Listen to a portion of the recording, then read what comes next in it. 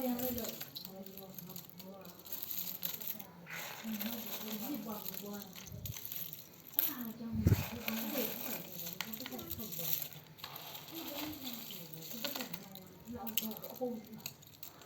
သူကဒီအဲ့လိုသူ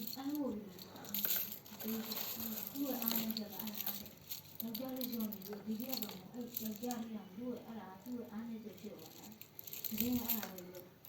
သူကလေအဲ့လိုစိတ်အောက်ကနေသူ့ရှိမှမလို့ချီလို့တောင်းနေသူကဘာမှမပြောဘူးရောင်းတယ်ရုပ်ကတော့ပြန်တယ်လူတော့အပြင်းနဲ့ဆိုတယ်နားလည်း